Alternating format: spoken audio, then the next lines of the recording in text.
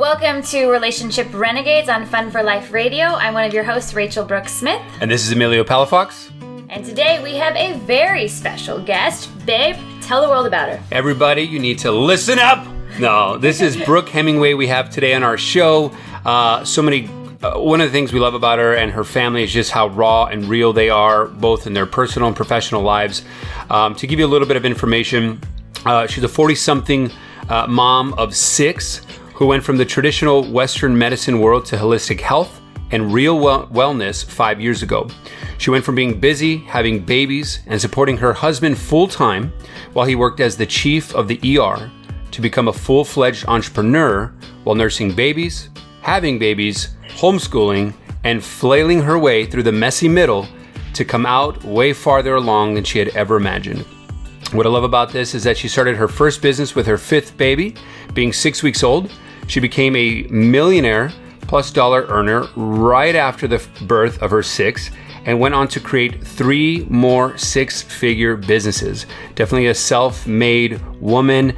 She found herself at an all-time low in her self-worth and relationship with her hubby, Thomas, and a few years into her new career, and had to learn new tools and habits to create a life she loved and live into her ultimate belief that you can have it all without losing it all. Now, she's madly in love with her husband, her 6 kids, which we're all going to get into, her career, empowering others. And one of the things I love, and I know Rachel loves as well, is that she's addicted to helping other women achieve their potential in a divine way, not with resentment, anger, or negativity towards others. And I think that's so key in the world we're living in right now. So many juicy things to dive into, but I wanted to say aloha and welcome to the show. Aloha, you guys. I'm so excited to be here. As you're reading that, I was like, yes! But you're a mom of 6, plus entrepreneur, plus multimillionaire, and I just think that alone deserves a medal of honor. I just think that is so important, even knowing what my mom went through as a mom of 5, and that was her thing, was just being a mom of 5, and she didn't have this whole other side of life to her. And I think, and you and your husband now work together, and that's so much about what the show is about, is exactly your story of how we're able to create these healthy relationships while we're also creating the rest of our dreams that we have. And so I guess just kicking it off, what would you say to other moms out there who might feel overwhelmed, stressed out, or feel like they're just like, wow, how the heck do you do it? She does a lot. I love it. Well, that's a loaded question. I'm going to do my best. So the first thing is, I think it's really important to not compare yourself. And I know you believe in that too. Yes. Whether you have 1 kid or 6 kids or 3 dogs or whatever, we can't compare ourselves. However, my experience has been really unique because I didn't just have 1 kid or 1 dog. I went and had 6 because I have the extreme gene. I'm like, if I'm going to do it, I'm going to do it all the way. That's me. That's how I was born. And the way that I do it all is a lot of different things. I mean, I have some key habits that I do every single day, but it really started with a dream and learning how to believe in myself. And it didn't start until I was almost 40 years old. And so I got my start later on in life and business, and certainly had a lot of skills and expertise from my background in health and fitness and other things that I had done. But I am an introvert, you guys. I'm an introvert. My story used to be, I'm not confident. I don't have confidence. My sister was the one that was confident, and I was not the one that was confident. So the fact that I do this and I host events and I have these businesses and stuff, I just have to laugh sometimes.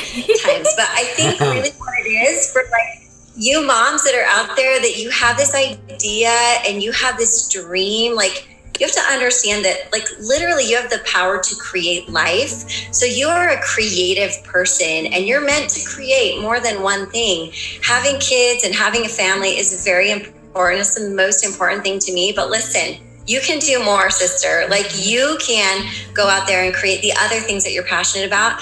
And if you met my 14-year-old, you would see that everything I've done has not hurt my family. It has literally taken my whole family to the next level. And my kids get to see me succeed, and they get to see me set goals. And now they're doing podcasts, and he's writing a book, and he like all these different things because I decided to step outside of my comfort zone and to choose to grow and believe that I could do something else. I could have a dream and that was okay. So I think the first step is just to step out there and believe, and try.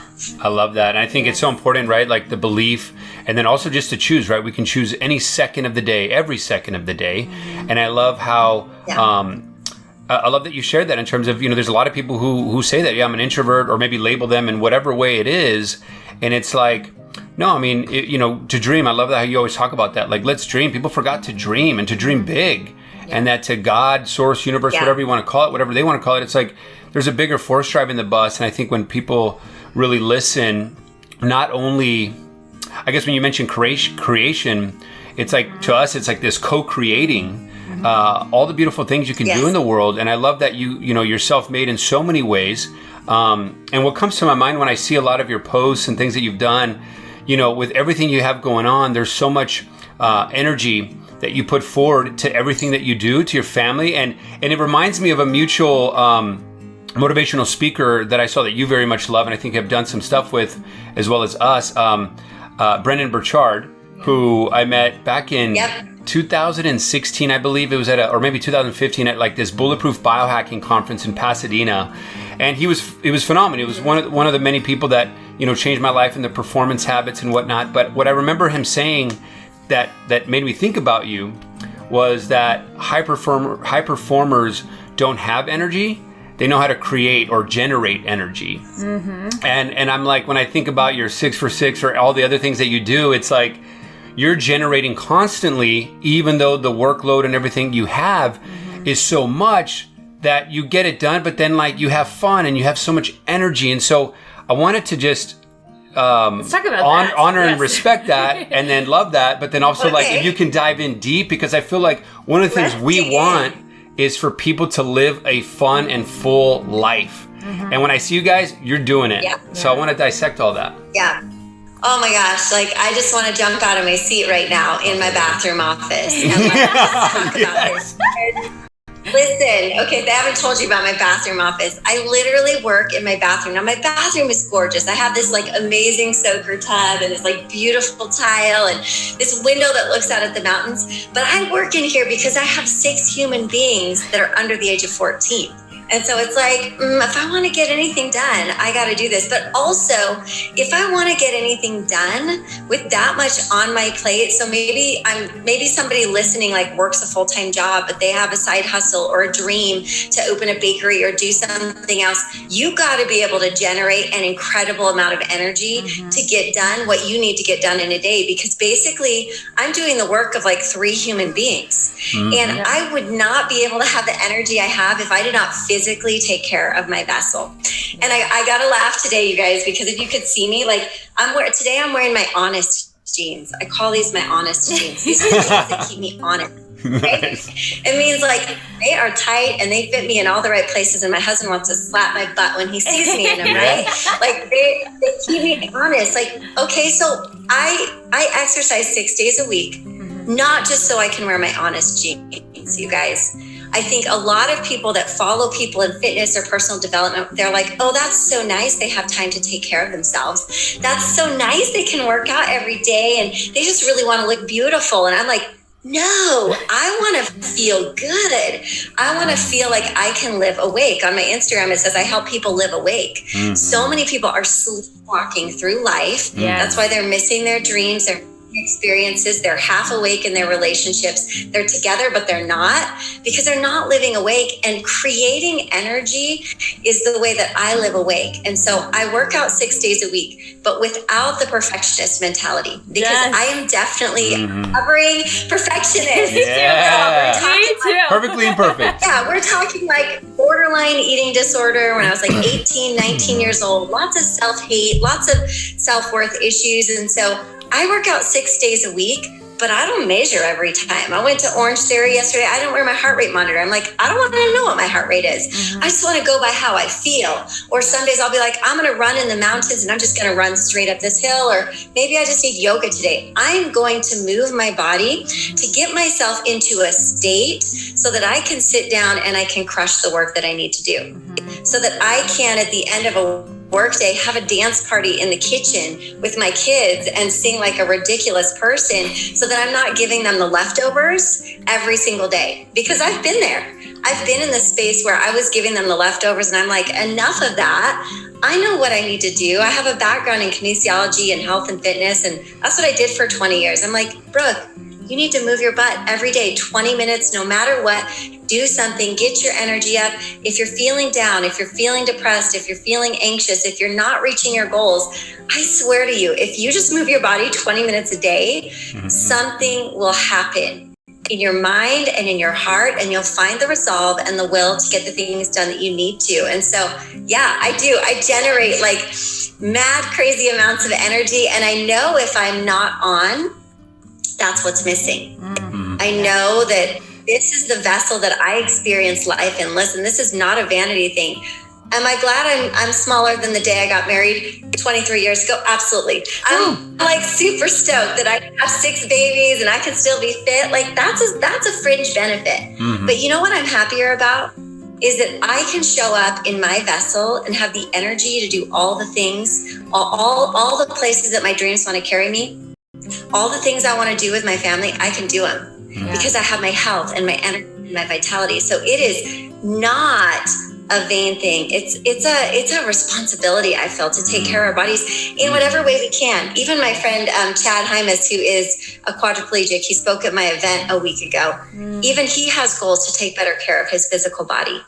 So no matter where you are, whatever's going on, can you get outside? Can you get fresh air? Can you do something with your arms, something with your legs, something to physically get into a state to show up better in your life? That's foundational. Yes. I mean, you are like, amen. You know, like that's all that I just like preach on a regular basis. One of the many reasons why I think you guys are like. I'm like, I feel like I'm talking to a future version of myself. I don't know that we want 6 kids, but at the same time. Or do we? Or do we? Who knows? I don't know. Dude, you want 6 kids? It's the best time ever.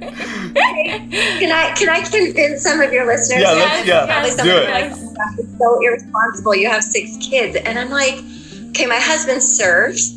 He snowboards, he skis, he rock climbs, he mountain bikes. He's 46. He's just as buff as the day I married him. He's like super active. And I literally gave him like 4 playmates in our 4 boys. I'm like, this is like the best kid ever. He has 4 playmates. I have 2 playmates. And by the way, I can out push up like all of them. So, I can. Side note. It's whatever you make of it. Like if it's fun, and you think it's fun, it's amazing. If you're like, oh my gosh, this is such a chore to have 6 kids, well, then it's a chore. But we just make it fun. Yeah, I love that you said that, right? It's like, one of my favorite quotes is, be careful what you choose to believe, because what you choose to believe becomes who you are and what you experience in the world. And so it literally is just the lens in which you're looking at it through. And that's what I love so much about like all of the stuff you put out, is there's this element of fun. And I really we believe that fun is underrated. You know, that fun gets like a bad rap. It's like, oh, they're having fun, they're not working hard enough. Or, oh, they're having fun, they must not be being productive. They must not be successful financially because they're having fun. And I'm like, that's a bunch of BS. Because I feel like it's completely the other way around. Like the more we do things that light us up, the more we bring, like we create that energy, create that joy, then we're just better humans, and we're able to, create more in our life, whether it's abundance, relationships, all those things. So can you talk about how you're able to create fun? Because I think it is an act of creation, and an act of like that energy creation with your family, with your husband, with your friends, with your business relationships. Is there something that you can kind of be like, yeah, I do this, that helps you bring fun to the table? Yeah, well, honestly, I think people that criticize are people that want what you have, right? Yeah. And when you think about like what's attractive, I mean, what are you attracted to? You're attracted to people that are happy, people that are joyful, people that have good energy, people that are just like totally living their truth. Even if you don't agree with everything about them, you're like, well, there's something magnetic about that person. And so it actually helps your business, and it attracts your business to be a happier person. And one of my mentors and coaches, Tiffany Peterson, she tells everyone, listen, you need to have a joy list. You need to create a joy list. Like, what are the things on one side that cost no money that give you joy? And on the other side, the things that bring you joy that do cost money, because a joy list doesn't have to cost anything. So joy is magnetic, joy is attractive. And I plan to like go skidding into heaven, like totally worn out and like bruised up, and like I've just been hiking on the Nepali coast and having a blast, like totally living my life. I'm going to go out in flames, having had a good time and fully lived my life. And so, you know, the way that we create joy is, I mean, a couple of years ago, I would say there really wasn't a ton of joy, and we'll get to that later, but we had to like start not taking ourselves so seriously. And if one of us gets like upset about something, the other person will just kind of lighten the mood and sort of like tease and make fun of it a little bit and just like laugh about things, like even the hardest things, like, oh my gosh, I just lost $50,000 in the stock market. And then just like find a way to laugh about it, because like, well, if I lost it, I can create it again. But we really believe in memories and experiences. That's why I work so hard. I feel like a lot of people put their head down and they just work and they work and they work, and they're incredible producers. And I used to be one of those people. I still produce a lot, but it used to just be like nose to the grindstone. And we are very like cognizant to date each other. We go on dates regularly. We go on dates every week. And it may not be anything fancy. It might be literally like a midnight walk at moonlight in the snow. But what's more romantic and fun and playful than that? Or it might be like literally during COVID, we're like, well, we can't go anywhere, but we can drive down the mountain and get takeout from Chipotle and sit in the car and listen to music and talk, you know, like just things like that. But we do a lot of dance parties. I love music, you guys. I was a music major when I first went to college. So I'm a total music nerd, and it's very eclectic. It can be like Eminem, and then country, and then like Rihanna, and then what, like just anything. Like music elevates and it brings joy, and we dance around stupid and funny, and we just try not to take ourselves so seriously, you guys. It's really hard for people that are goal-getters and people that have big families and busy lives, but you can do it if you're intentional. And even if you don't feel like it, it's like go in the next room, take a breath, come back in, put your game face on for fun, and put some music on and dance to Pharrell. I mean, if Pharrell can't dance for you, I'm not really sure what can, but you have to plan for that stuff, because in the grind of life, you're going to miss the moments if you don't plan for. We do little trips, little getaways, whether it's camping and inexpensive, or in October, we went somewhere like really magical together.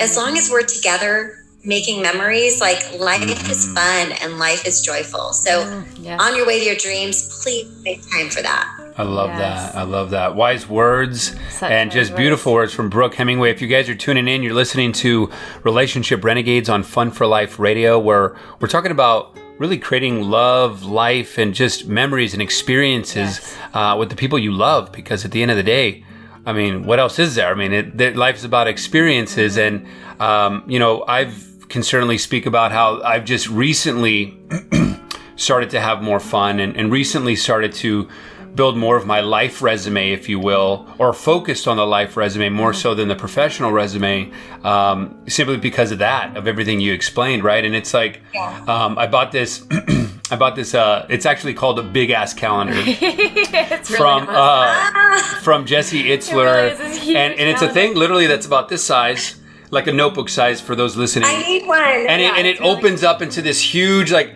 amazing full year calendar where you can, and it's made to like plan your life resume. And not that you can't be spontaneous and have these amazing dates that I love that you talked about, like just making it work, like you said. If you guys are just tuning in, she talked about the free stuff, the things you can pay for, whether it's a midnight walk with your husband in the snow and under the sun, moonlight, to being in the car jamming out and rocking the music. I think all of those things we can do if we choose to take the time to. And so I love that you said that. But yeah, this calendar, and he has certain rules that you can abide by if you want. But besides the spontaneity, which I think is key, I love being able to like, hey, life can go so fast. It's like, hey, look, I can get excited when I look visually because I'm visual and say, this month we're doing that, this weekend we're doing that. And like really having your your goals, small, medium, large, whatever it is, like seeing it all there as a family, something I think maybe you'd love, but... Yes. Well, I love that you said there is a time for spontaneity, right? But a lot of times if you are super busy, if you don't plan it out, like, okay, like every week or every day, we at least have sometime during the day. Like we have 10 minutes of party dance time and where we're just ridiculous. Like something that we started doing is called morning shenanigans, where we literally just, our morning routine is like literally who can be the most ridiculous. And that has been one of the I'm the winner best every ways. time, Brooke. No, Brooke, I win no, every no, time. no. I win every time, Brooke.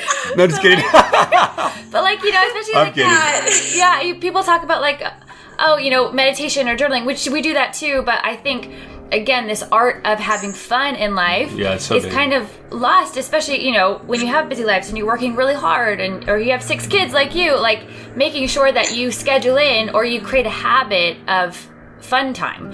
And so like for people listening, they're like, I can't do that. I'm so busy. Like, what would you say to them? What advice she's doing it right now. I think she's in her, if you guys are just tuning in, Brooke is in her bathroom right now, making it happen. I am. Self-millionaire and doing incredible things. I love it. I'm looking at this note out there. Listen. It's amazing. You argue for your limitations, you'll get them. Ooh, I love that. Say that again. Whatever you say you are is what you are. Mm-hmm. If I say I'm a fun person, if I say I have time for my family, if I say I have time for fun things, I have time for those things. Mm-hmm. But if I want to keep arguing against my limitations, which I was a professional arguer against my limitations, I'll get them every time, every single time. And guess what? Nothing in my life will change. Nothing in my relationship will change. Nothing in my family will change. And I certainly won't be more successful because joy and happiness and the richness that you have in your life, that's reflected in your business. Mm-hmm. So you literally cannot afford to be too busy to have joy and happiness and laughter in your life. You absolutely can't. You have to have spontaneity. And if spontaneity doesn't come natural to you because you're a planner, fine, plan it in. Mm-hmm. Plan it in. But then maybe like some nights when you've got like a deadline and you're like, oh, I really need to do this deadline, but I can see my husband wants me to come to bed with him. I'm going to go to bed with him. Mm-hmm. And I'm going to get up at 4 a.m. the next morning. And we're going to have fun. And I'm going to get up at 4 a.m. and I'm still going to meet that deadline because I'm a boss babe and I can get it done. Like there are adjustments you have to make, but you've got to have fun in there and you've got to have spontaneity. And if you live a really busy life, spontaneity may not be on your side. So you're going to have to plan it in. Love that. Speaking it into creation. All money to do that. Yeah. And they'll say you have the money to do those things. So that's really nice. Well, the first 10 years of our marriage, we were broke as a joke. Like that was the med school years. That was residency years where they pay you $40,000 to work 100 hours a week. Just do the math on that. Okay. Yeah. So, and we were living in LA right next to Santa Monica and we had nothing. And the only way that we made it, the only way that we're still married is we would like whisk away to Idlewild. I know you know where that is. We'd go to Idlewild and we'd stay in this like gross, cheap bed and breakfast that to us was like Beverly Hills back then. It was like $40 a night. Or if we were really poor that month, we would take our tent and we would take our sleeping bags and we would go out in nature and we'd just be together and we would connect and we would just do it on the fly. And so it doesn't have to be expensive, but you have to make the choice. And whatever you say you are, or whatever you say you can do, or whatever you say you don't have time for, or you do have time for, guess what? You'll get that. Yeah. And so I had to tell myself a difference. Yeah. I had to tell myself a difference. Yeah. Yeah. Mic drop on that. And I hope everyone really let's hears that and lets that sink in and digest that because we are constantly co-creating our world. And it's like, how do who do you want to be? How do you want to show up? And what kind of life do you want to live? You know, we're sadly living in a time right now where there's a lot of unknowns for people, but like you can still play full out and do the little things. And so I love that we're talking about this and we can't wait to dive in some more. I think right now would be a good time to take our quick segment, guys. Yes, let's jump into rapid fire. I'm so stoked. All right, I'm a little nervous about this. You should be, Brooke. You should be. This Get is nervous. going to be really crazy. These are really, really crazy questions. All right, so if you're tuning in, you're listening to Relationship Renegades on Fun for Life Radio. We are getting into the rapid fire segment. It's just a fun segment that we just rapid fire ask our guest, Brooke Hemingway, these questions. So you guys can get to know her a little bit better. And it's just fun. All right, babe, kick us off. Alrighty then. So You got to answer fast. It's Okay. fast answers. So if you had to say, and I want to do it for this month as well as coming into February month, what would be your word if you had to choose one word that exemplified that month or what you wanted to exemplify for February? What would be that word and or intention for January and then coming into February? What would that word be? The Fire. theme. What? Fire. Fire. Fire. I love Fire that. for January and February, or? Ooh, I'm feeling the fire stoking right now, so it's going to be a full-blown flame. I love it. I love it. And when we were talking earlier, one of the things that I wanted to say and I forgot, but you just reminded me of it was when you were talking about, it's like this quote of set your life on fire and find others to fan the flame. Mm-hmm. And I think like, you know, why not? I think a lot of what we're talking about, it's like you're just being you and like find other people like to really like fan that to like continue everything that you've been talking about, Yeah. which I love. Tell us quickly. I'm just curious. What's fire mean to you? Like why that word? Fire means passion, intensity, intentionality, heat, speed, I love that. power. So Amazing. good. Amazing. All right, All babe, right. you take it out for the Rapid next fire question one. number 2. This is one of mine just because like I'm an actress, I'm a movie lover and music lover just like yourself. But what is, and just top of your head, like doesn't have to be your absolute favorite, but just top 3 films and top 3 songs that come to your mind. Oh my gosh, this is so hard. Okay, I know. My favorite song, probably not a surprise to you, is One Republic's I Live. I Lived, and it has to be the Artie remix. Oh, I love It has that to be one. the Artie remix. So good. I Lived. Okay. Nice. Love that song. Live by that song. Gosh, oh my gosh. Second song. Ooh. Where's my phone? Can I look it up? Yeah. It's killing me. I'm so bad. If someone asked and me that, I'm, like, yeah. Well, I'll say one I that am you said. such a music buff. So this is, you know what one I love to dance to? Forget You by CeeLo Green. I know that's a super random song, but I'm like, forget you. Like, I don't know. I just love that song. That one makes me Amazing. Awesome. super happy. Yes. And I love I Don't Care by Justin Bieber Oh, yes. I love that And- one too. Bieber. and Ed Sheeran. I love that song. So Yes, those are my same. songs, I guess, that I could just like be super happy and jamming in the car. Yeah. Favorite movies. Ooh. Okay, so one of my favorite movies growing up was Beaches, which I know is an old movie. Oh yeah, I do And remember my that, but I favorite- don't. I remember the title. I just don't remember like even the know if I whole. remember that Yeah. Okay, I'll have to go back and check it out. Well, I mean, I might be a little old for you guys to remember that movie, but it's But I do about remember the best title. friend, and I had a best friend. Beaches. So, Okay. anyways, that's one of my favorite ones. I love any of the Mission Impossible movies because I love like kind of like a mystery and a whodunit. So I could watch a Mission Impossible movie anytime. And oh man, Wonder Woman. Yes. Wonder Woman. Oh, I like the it's Wonder good. Woman. That Yeah. is so mine. Woo. I love that one. Oh, I love that one. Good stuff. Good stuff. Okay, All right. rapid fire question number 3. Número 3. Okay. So we were talking about spontaneity earlier, and then in the life that you live. So what's the last spontaneous thing you did for yourself and or your family? Just like 2 days ago, we decided we're going to Disney World next week. Oh my gosh, amazing. Heck yeah! Is it open now? Yes. Oh, That amazing! is In so Florida. cool. In Florida? Yeah, Okay, in well, I'll Florida. have to check Go to over here. Florida. Amazing. Yes. Okay, Yeah. I want to go, babe. Let's Let's go. go. We're coming. Yeah, we're going to Florida. We're going to go to Disney World and Universal Studios for a week, and then we're going to stay at a beach house for 4 days and just be right on the ocean. And we're just like, you know what? We're going to go do it. Yeah. That is so cool. So awesome. Awesome. I love that. All right, Okay, babe. number 4, finishing this up. What is one of the best pieces of advice that you've ever gotten told? I love this question, and I ask myself this question a lot. And this also comes from one of my mentors, Tiffany, that I mentioned earlier. We love her too, And by it's a the way. question that she it's a question that she asks herself when she's not sure what she needs to do. And it's, what do you need, sweetheart? Mm, And so if I'm in a place where like, I don't know, what should I do with this business? What should I do with this leader? What should I do for my health? What should I do for my family? I'm really not in a good spot. I don't feel clear. It's, what do you need, sweetheart? Like, what do you really need to do? You know? I love that. Okay, can That's I just say beautiful. that because I actually did on a different show. I me and Tiffany were doing an interview, and that was one of my favorite things as well, because I think so much, especially as women, but also just people, right? It's just tendency to be so judgmental or critical or have a very unhealthy, unsupportive relationship with yourself. And I love just within that question, right? It's not just what do you need? It's what do you need, sweetheart? It's having that compassion and love to yourself in that one question.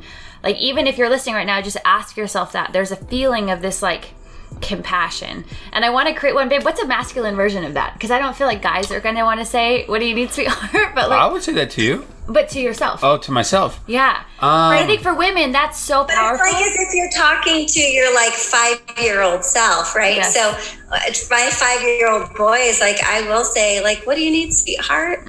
Like, so a guy could use it, but I don't know if a guy would use it. But I think just like, I feel like self-honesty is something that so many people lack. Yeah, I agree. And so coming to a place where you're like able to zoom out and look in and just like, if I'm honest with myself, what do I really need to do right now? Or what do I really need? And so just like, I'm constantly like zooming out and asking myself, like, does that feel good to me? Like, what do I really need? And just what's my accountability? So that self-honesty sort of question also can sort of be tied into the, what do you need, sweetheart? Because maybe for a dude, they don't want to say that. I would say bro-tato chip. What do you need, bro-tato chip? What do you need, bro-tato chip? Which I also love because that brings in the laughter, right? Because sometimes we were talking about, we take ourselves so seriously. We're so hard on ourselves. So having that sort of like fun name for yourself, I think is really awesome. Well, no, I think, I mean, you know, the times that we're doing the work as we're, you know, students for life, and, you know, there's things that may still need to be uncovered in the journey. And when things do, you know, years ago when we were doing a lot of deep inner work, you know, especially like healing childhood traumas and whatnot, I would, you know, definitely speak to my inner kid, my little kid, I call it inner kid. It's not the what I say, but you get it, right? So little Emilio, my little Emilio. Little but I would talk to him, you know, like when he was hurt, when he wasn't being seen, or when he wanted to be seen, or whatever it was. Like having that conversation internally may seem weird to people, but it's not. There's like it's a beautiful thing to do. Powerful. Thanking him for everything that he had to endure growing up. Thanking him. And showing a lot of love for him. So however that comes up in the present moment, I think it's so key. And I love that you talk about really zooming out and becoming that observer. And just like people, I think, are just so rigid, focused, going through the motions. And the fact that you even said earlier, like stepping outside the room, taking a quick deep breath, zooming out and just saying, hey. And when you're taking yourself out of it, I think can do so much. And it's just those little things that are so profound. So I love that you're talking about that. And it's just so true. And I would really love to move into, because I think people listening, right, you've talked a little bit about like your guys' past and the challenges you went through. And I think I would love to dive into that, because people listening now, they're like, okay, well, she's a millionaire and she's awesome now and she has everything now. But like, let's go back in time and let's talk a little bit about like, what was it like when, like you talked about before, when you guys were broke, or, you know, when your husband was in residency, you know, all that kind of stuff? What helped you? Because if somebody's listening now and that's with the chapter that they're in, what, like talking to your younger self, like what advice would you give to them when they're in that phase? Oh man, I love this. I could do like a whole workshop on this, right? Because we've been together almost 24 years. And when we got married, I was just shy of 20, you guys. I was a baby. I had done 2 years of college, and he was going off to med school. And it was like, either, you know, we're getting married and we're doing this thing, or we're not. And he was going to move to San Diego to go to med school, and we had nothing. We had no money to our name. Like when we moved to La Jolla, which is where UCSD is, we were so young, dumb, and broke that we had no idea you needed to have like a full month's deposit, like first and last month's rent to get an apartment. We didn't come from money. We didn't get married and get like $20,000 or money for our first house. We didn't own our own cars. And so we go to San Diego and we're like, we're going to get an apartment. And like everybody was like, so you need $3,000 or $2,000 or something like that to put down. And we literally did not have $2,000. And so we had to go to my husband's uncle. His dad is not really the generous type in that way. it's just long story there. Mm-hmm. So we went to his uncle who has a huge heart, and he was the VP of a bank. So loaded, like tons of money. We go to him and we're like, Uncle David, could you get us a loan? And he just giggled. He's like, ain't nobody going to give you a loan. He goes back into his office, writes us a check, and sends us on our way. And I will always and forever remember Uncle David, who passed away this year, as being the uncle that gave us our start, because we had nothing. We like literally were so stupid. And we were stupid in relationships too.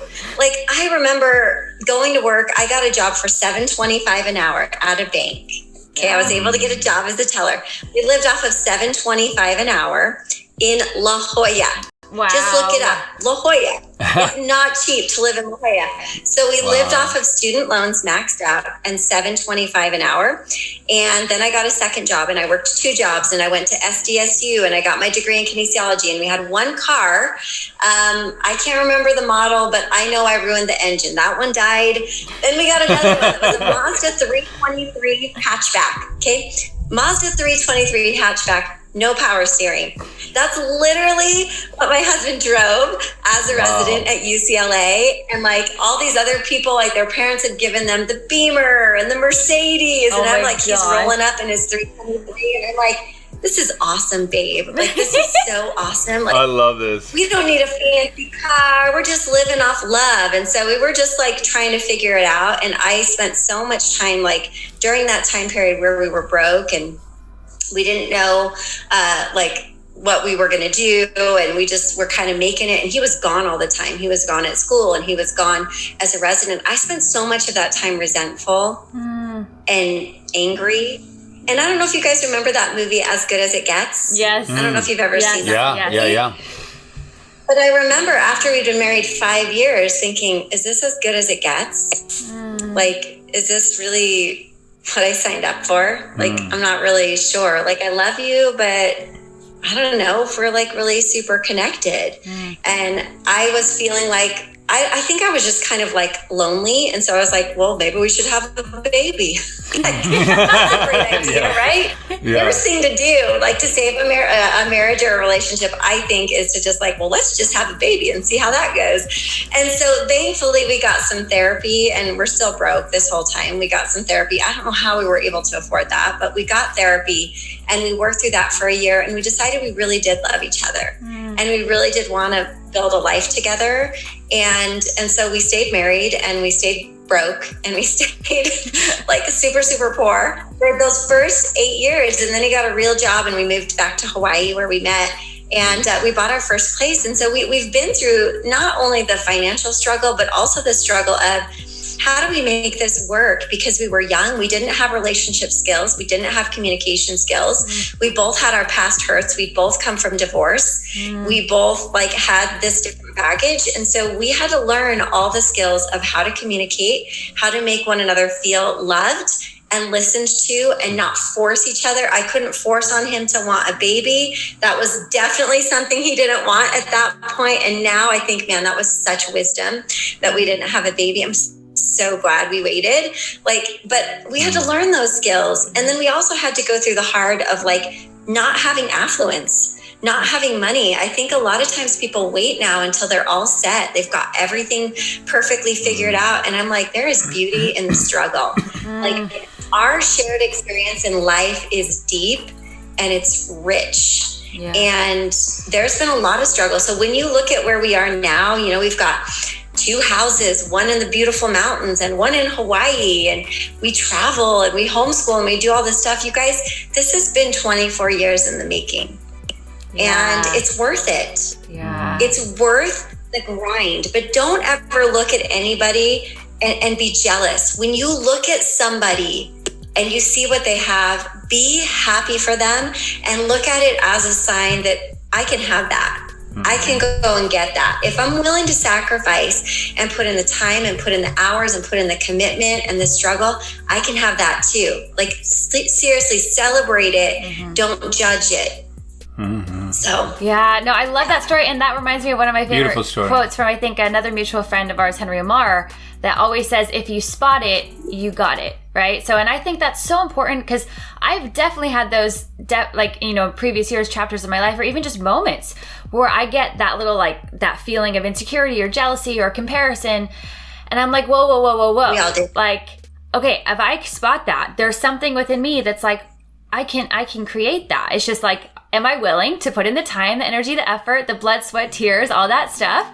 I think that's a great question. And that self-honesty that we talked about before is like, am I really able to be honest with myself? Because that person, when you said 24 years, I want people to really hear that. That is a long period of time to struggle through and to learn how to love each other. And I mean, I'm sitting here looking at, us, and we study relationship and communication. And I talked to my parents who got married at 20, and I'm like, how the heck did you guys do that? Because I don't know how the heck, our whole lives are about learning, studying and talking about and understanding, healing from past traumas and communication and relationships. But for all the people who didn't have that or don't know about that, how you were able to just figure it out is amazing to me. And I love that. Yeah. Oh, go ahead. Oh, I was just going to say, well, I think at the core and the root of it all is that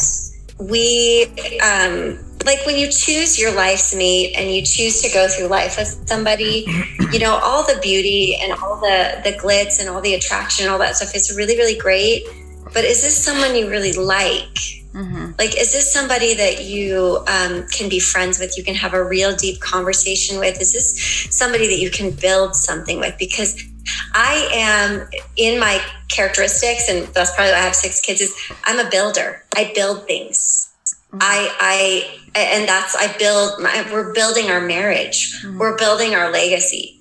And if there's mutual respect and commitment and mutual admiration, even if you have differences, all of that stuff can be worked out. A lot of times when I talk about relationships, sometimes I feel maybe I don't know if people are going to want to hear this because they haven't had a good relationship or they haven't been in a good relationship. And I'm like, no, I think people need to hear this. I think people need to have hope that there are good relationships, have hope that there are happy couples, have hope that you can have it all. Guess what? You can have a career and you can have a family and you can have a passionate love life and you can have fitness and health. You can have all these things. We need to see more examples of that. And if you're in a committed, respectful relationship, you can work through anything. Yeah. Really.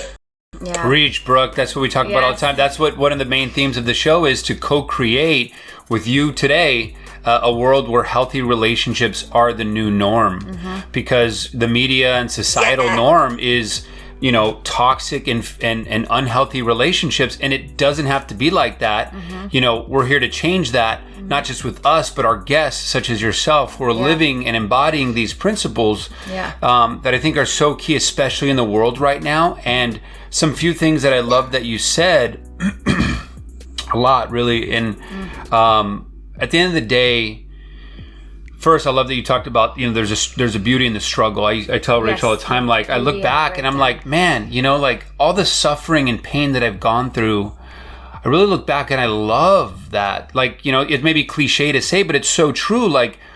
I really had, even in those darkest of days, more of a connection to God at that point, because I chose that and I was able to shine brighter that way, if that makes sense. And I now have a bigger capacity to love Rachel, to love myself, to love others because of those moments. And it's if I'm with friends or cousins or my men's group or with anybody talking, sometimes you joke around oh man, remember when we had the nothing, and remember we did all that? Oh man, those were the days. Times where you can laugh about it, because we are on a journey. It's up, down, all over the place. And it's look, you inevitably are going to get somewhere if you put in the time, energy, effort, like we talk about. But it's if you're going through those moments, I remember telling somebody years ago, they were going through such a hard time. And I was like, man, soak it up, dude. Just feel all the things, man. Because this too shall pass. Yeah. So remember all the things, maybe jot it down, or maybe, because I think it was this, actually. It was a guy who was going to write a book, but he was waiting for himself to heal first, waiting for himself to find the relationship first or whatever. And I'm like, dude, you can probably have the best book right now because you're feeling everything right now. You're in it. So I think I love that you said so much that there's beauty in the struggle. And so whoever's listening, like, I'm really glad that you said that. And if you guys are just tuning in, you're listening to Relationship Renegades on Fun for Life Radio.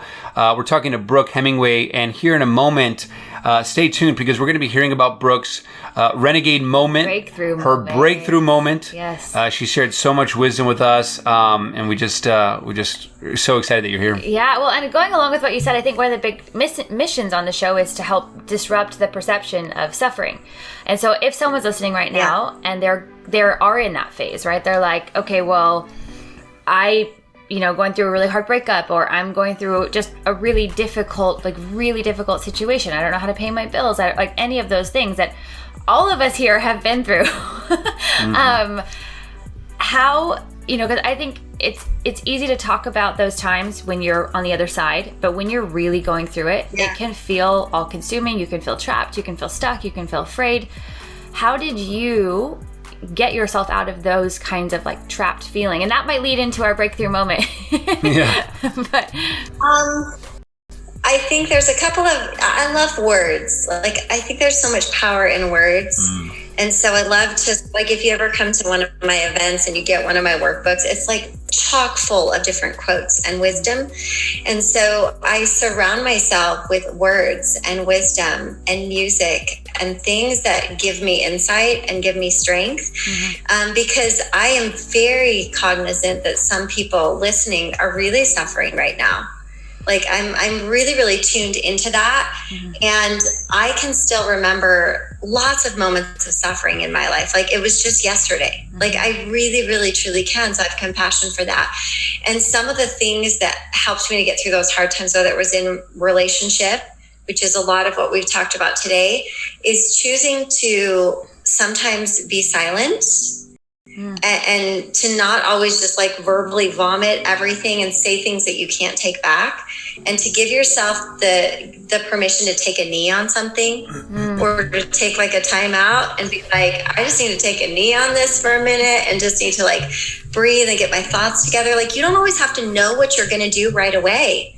You don't always have to act right away. You can give yourself time to process. I like that you talked about letting yourself feel the things. I feel like it's really important to let yourself feel all of the things. So I've spent many nights curled up in a ball, bawling my eyes out to my husband, thinking I am absolutely, literally destroying my children's life because I am a career woman and I am so successful and I work so much and I do so many things. I am sure that I am ruining their lives and just like bawling and feeling all the things and just feeling like the most horrible person. You have to have an emotional release. And my friend Melissa Taylor, who I don't know if you follow her, she's the raddest, like emotional healing Reiki. Like she's amazing. Cool. Heal with Melissa. Her. But she talks a lot about how emotions are meant to come through you and flow out of you. And so if you're going through a hard time and you're just bottling it up and stuffing it down, guess what? You're going to find some kind of addiction. Alcohol, drugs, sex, social media, exercise. You're going to find some kind of addiction that's not going to be healthy. And what you'll find when you just let yourself feel the emotions is you didn't die on the other side. It might have been hard to feel all those things, but you didn't die. And you feel all those things. And it's like the next day or the next week you wake up and you're like, wow, I feel clear now. I feel strong. I made it through feeling those horrible things. I made it through that horrible experience, that horrible time, because tough times don't last, but tough people do. And you have the strength inside of you to make it through anything. You really, truly do. And as bad as we think it is, there is always something good that you can access. There's always something good that you can access. And maybe at this point in your life, it's just a memory that you go back to and you can hang on to that memory. And because you've been able to have that experience before in your life and you created that memory in the past, that's proof that in the future you can create that happiness as well. For example, if we're looking at somebody that's getting out of a relationship, I remember the relationship I got out of before I met my husband. I was crushed. I was so crushed. He was like this dark, muscly Polynesian guy, and he would like play the ukulele for me and like sing to me, and I was like, oh my gosh, heaven. And I look back now and I'm like, that would have been a train wreck. he would not have been able to handle me.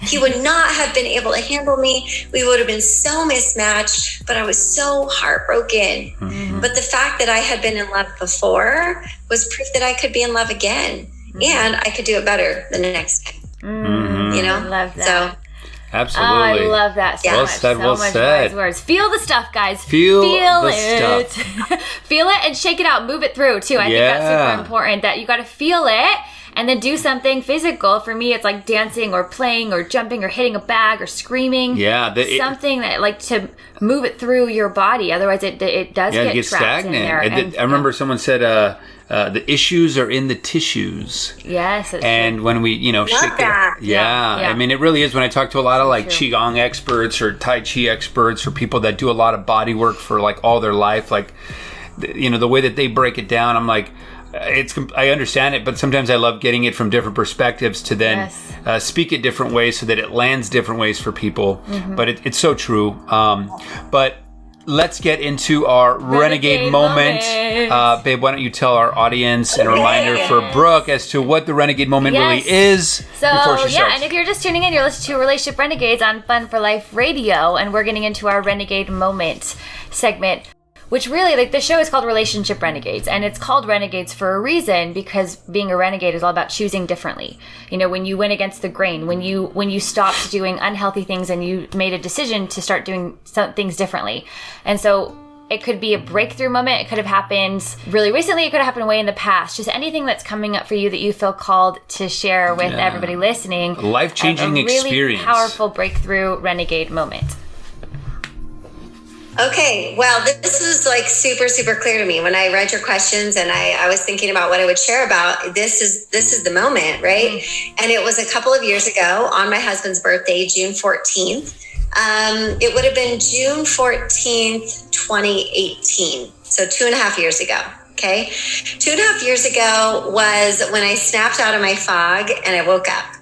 2.5 years ago was when I stopped living my life completely numb. 2.5 years ago is when I was able to zoom out and look in at the things that were broken and the things that were not good in our good marriage. 2.5 years ago, I had such low self-esteem. I now recognize this, right? I had such low self-esteem that I was hustling for my worth. And so I was like getting all the things, right? Like I had a week on David Copperfield's private island. I had a week at Over Yonder Key. I had like all these shopping sprees and all this stuff. Like I was like crushing it and like accomplishing, hustling like totally for my worth, because I never felt like I was enough. And my limiting belief was always everything good in my life comes to an end.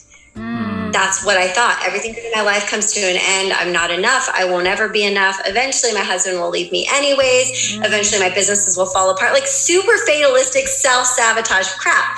I know somebody listening is going to be like, oh my gosh, I tell myself that all the time. For sure. And so because of that, as a protective mechanism, now imagine this, right? I have a 9-month-old too, right? We have our 6th baby. She's 9 months old. I'm nursing her. I'm exhausted. I'm hustling. I'm working so hard. I'm not taking care of myself. This is before 6 for 6. And I know what to do to take care of my body, but I'm not taking care of myself. I'm totally numb. If my husband touches me, I freeze up and I'm just like, I just like can't handle like any sort of intimacy. And I'm just like shut down. And it's his birthday. And he wants to go to the beach and I'm working. And he says, I'm going to effing take the kids and leave.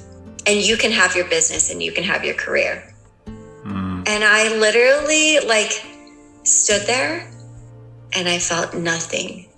Wow. Like nothing. And I was like, there's something wrong if I feel nothing, because I love this man. Like, this man like saved me in so many ways. This man is like my dream man. Like he is so loyal and so faithful and so good and so fun and so handsome and so like, everything. And I felt nothing. And I stayed at home with my baby and I nursed my baby in the rocking chair, and he went to the beach and took the kids. And that was the turning point for me. That was like, he came back from the beach, and I talk about this. He knows I talk about it, so it's okay. Yeah. And he's also not a cusser. My husband does not use the F-bomb, okay? He just doesn't do that. That's not appropriate. So anyways, I was like, well, that meant something. So he comes home. I'm like, you need to come into the bedroom and we need to talk. And I did say, the first thing I want you to know is, number one, you will never take my kids from me. I will take everything you have if you ever leave me. I was very sure about that. I was very fiery about that. I was very passionate about that. But I was like, you know what? Some things are wrong. And I started to take accountability for how I was contributing to the breakdown of our connection. And I started to take accountability of these thoughts that were literally killing me inside. Like, it was so painful. I was in so much emotional pain, but I was so successful. And what happens with people in this situation is they either lose it all or they find a way through and they maintain it all and they keep going. And I just knew inside of me, I believe in God. It could be source, universe, whatever that is for you. I respect all of it. But I could feel this like calling, like there's something more that you need to do. There's something else you need to do. And I could see this like greater version of Brooke, but I was like, there is no way in hell I'm ever going to be that version if I don't figure this out. Like, this is life or death. I have to figure this out. I have to figure out why I hate myself. I have to figure out why I'm sabotaging. I have to figure out why I don't have any worth. I have to figure out why I'm having these feelings about my husband. I have to figure out what is going on, because if I don't figure that out, I am going to lose it all. And I believe there's a way through, and I believe that there is something else I'm supposed to do. And so that was the moment that I really dove into understanding my thoughts, my feelings, where they came from, how to take different actions, how to set habits, how to have boundaries around some unhealthy people, how to have boundaries in my business, and how to prioritize the things that I said were really the most important thing in my life. And without that moment, I think we probably would still be married, honestly, but we would be more like roommates. And I can honestly say, like, I am more attracted to my husband. We have a better relationship in every single way. We're mad about each other. He is so proud of me. He looks at me like he's never looked at me before. And he's been looking at me for 24 years. So like, if you're going through a time that sucks in your marriage, instead of wanting to fix the other person, and they might need some fixing, you know, they really might, to be honest, they might be a jerk right now. There might be something that's really wrong. But, you know, Thomas had never done anything wrong. You know, I was in a safe relationship. Was he a jerk sometimes? Yeah, he was a jerk because I was emotionally unavailable in every single way. So when I was able to zoom out and be like, well, this is my accountability.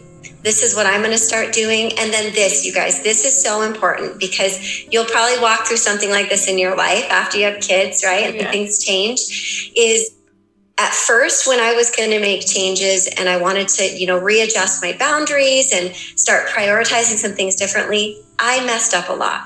I made a lot of mistakes because it's like trying to change this person that's always been a perfectionist and always been, you know, hustling for her worth and approval. And, well, if I achieve this, then they'll like me. If I achieve this, then they'll like all these things. Like, I've been doing that for decades. And so I would fail a lot at the boundaries that I'd set. And initially he would get really frustrated with me. He's like, well, you said you were going to do this, because he's very like exact. And I just remember saying, I just need you to be patient with me.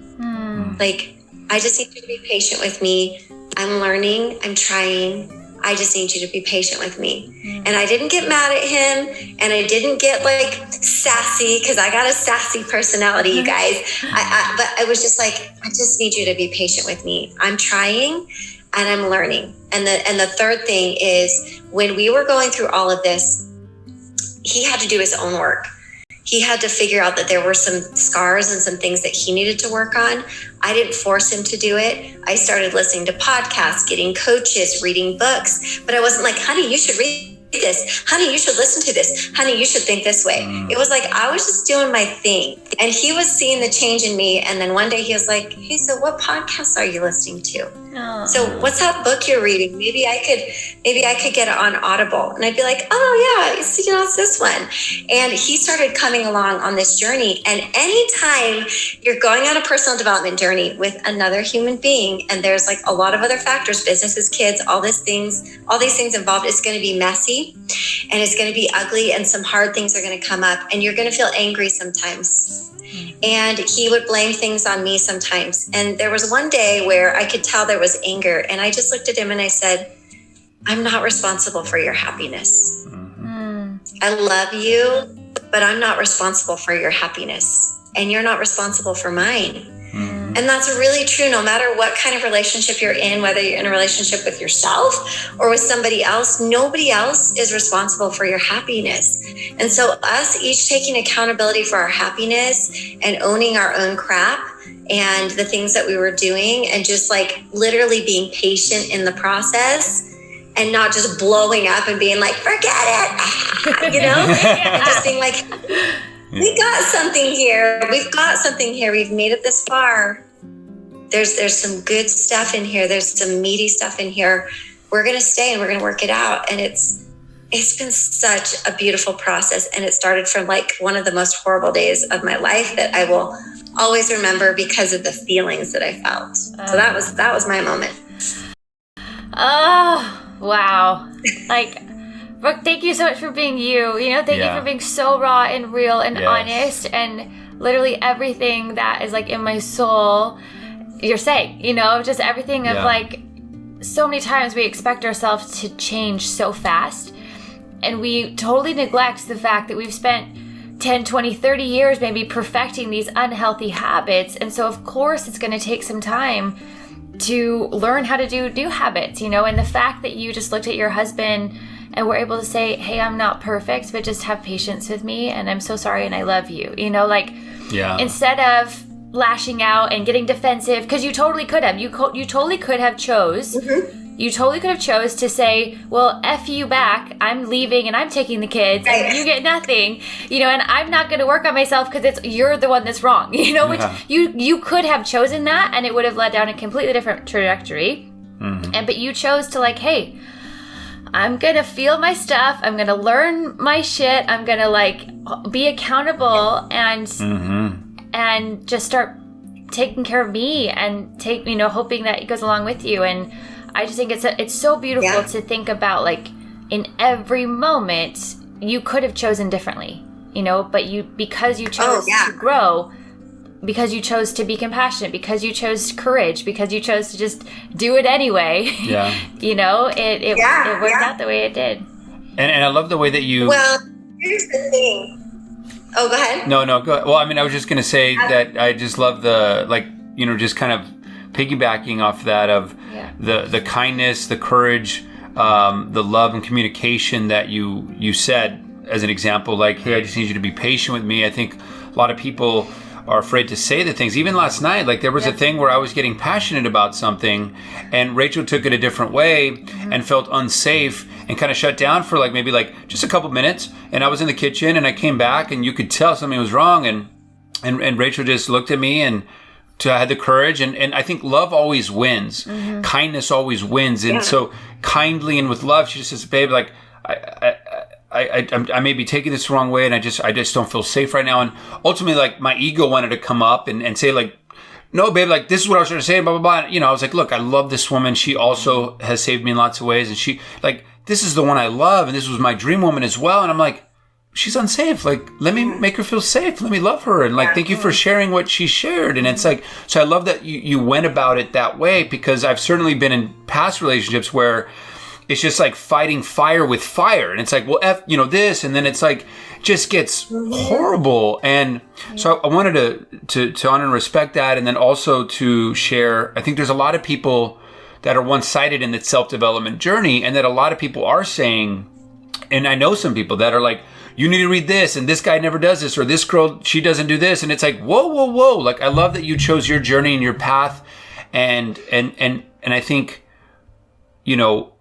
the rest will follow, because you're just embodying these things coming from love. And so I loved so much that you're saying that, because I think it's so important. Yeah. Because I think people are starting to get on that self-development journey, but it's like, I think that's a great way to go about it, for sure. Well, think about it this way, is like sometimes when we're on a self-development journey, we can think that we're like more enlightened, and we can get a little bit prideful about it. Yeah. Right? Like you're laughing because you're like, oh my gosh, so true. Totally true. So I Like think it's so true. Yeah, we think that we know, but like also, if you think about human nature, we are all a little bit rebellious, or maybe a lot rebellious, right? And so if I go to my partner and I'm like, you need to do this, and you need to do that, and you need to read this, their nature of rebellion is going to rise up. It's not going to create intimacy. It's not going to create closeness. You need to work on yourself and stay in your lane and hope they'll come along. But a couple other thoughts, like while you were talking, I was like, well, would you rather be right, or would you rather be happy? Yeah. Or would you rather be right? Would you rather be together? And if the answer is you don't want to be together, well, then there's your answer. Yeah. But like, you have to choose, like, would I rather be right, or would I rather be happy and together? And wherever you go, there you are. Yeah. So, maybe this one doesn't work, but you just take yourself with you. Wherever you go, you can't escape yourself. And so the best thing you can do is focus on yourself and have so much like patience and love and compassion, and just have fun together, and like laugh through the baby that's vomiting on you, and the baby that on you. Yeah. Being sassy, the one that wakes up at 3 a.m. and like it's like you have to just like laugh, because this is like a freaking like nightmare otherwise. I love that. Seriously. It's just, you know what I mean? Yeah. It's like, I just think people want perfection. Yeah. They want perfection in everything. They want perfection in their business. They want perfection in their marriage, in their relationships, in their health. But do they actually want to do the work? Right. And in a relationship, it takes work, and it's a beautiful work if it's two committed people that deep down in their soul love each other. Yeah. And that's what we want people to find so much. Like you had said it earlier, but like at the end of the day, people, focus a lot, unfortunately, and to each their own, but on the material things, on getting to a destination, on whatever it is. And it's like at the end of the day, you said it earlier, but it's like, I literally feel like it's the biggest blessing and gift for me to have Rachel, to have this type of relationship. And it's for my own reasons, because I never, I don't want to get into my story, but like never saw that growing up, domestic violence type household and all this kind of stuff. But now I'm here, and I appreciate it so much, to where like, if we had nothing, or if there was times where in the ups and downs of life, whenever those are, like the fact that she's just by my side, and if I'm just like sipping on a cup of tea in the middle of nowhere or something, like that's my joy. Like that's all I need, and everything else is a bonus. And I love that you two share that and more. Yeah, you lived through it. I have to say that my husband, he always writes me the sweetest cards, and it reminds me of what you were just talking about. He's like, he always tells me, like, listen, babe, he's like, we can do anything we want to do. We can conquer anything together. We've overcome so much. We can overcome anything. We can do whatever we want to do. And then he goes, you're Brooke effing Hemingway. Like, he's like, yes. He's like my hype crowd, but he like, no, he really, really means that. And if you have a strong relationship like you guys have, or that's what you desire, that's your heart's desire, seek after that, go for that, create that, work for that. Because when you do have that type of relationship, it literally frees you to like go and create and do and be whatever you want. And it's not threatening to him, and he's not threatening to me. And, like people ask us all the time, oh my gosh, like when your wife started making more money than you, did it make you feel? And he's like, no, he's like, I was like, I thought that was awesome.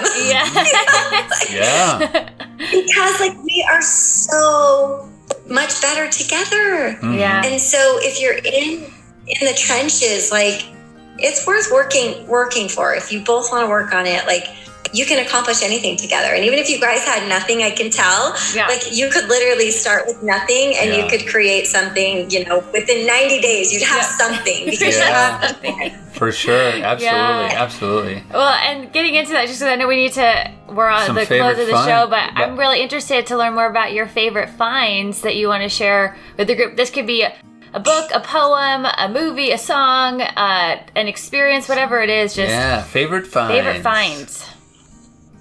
Okay. Okay, I wrote down some things. I was like, okay, favorite finds. All right, I'm obsessed with Lorna Jane activewear. Maybe I'm not sponsored by them. They don't even send me anything free, but I love their stuff because I'm in the itty bitty titty club and I need some help. And I can I'm right there with you. Whatever. I agree. I also love them as well. So they have the best padding in the world if you're not well endowed. And yes. Amen. Yes. Okay. Another one. If you're in a place where you can take a luxury vacation, I want to tell you guys, if you've never been there, you have to go to Pedregal. Ooh. Pedregal. Pedregal. Cabo San Lucas it's a Waldorf Astoria. We went there in October. It was totally luxurious and ridiculous, but like you literally have a butler that cooks for you breakfast and lunch. And it's like the most incredible thing ever. And so I'm in love with that place. It's amazing. Not somewhere I would go all the time, but it was okay. I am in love with intermittent fasting. We talked about energy earlier. If you want to feel better, if you want to live healthier, one of the number one things you could do to be healthier is intermittent fast. You could start tomorrow, 12 hours. Start with 12 hours. It'll change your life. It'll give you more energy. It'll be better for your entire body. Amen. End of story. I love late night winter walks in the moonlight. Anything outside. Put me outside and I am deeply rooted and grounded.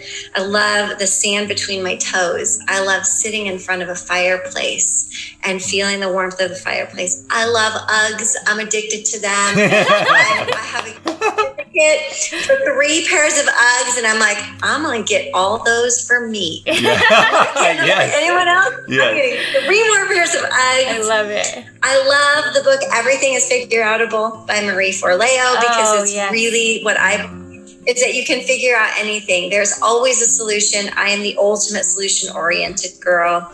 I love Trent Shelton's podcast because he just serves it up real. And the greatest find in life is love, family, and happiness. Like it literally is the thing that I want most in my life. And it's the greatest find. It's the greatest catch, the greatest thing I've ever created. And I'm going to create more happiness. So. Yes. Great finds. Those are such great finds. Thank you so much for sharing all of that and just the raw, real, and just the passion and like the love for life and everything that you're sharing. The genuineness is something that we value very much. And I know a lot of our listeners do as well. And so, guys, if you're just tuning in, you're listening to Relationship Renegades on Fun for Life Radio.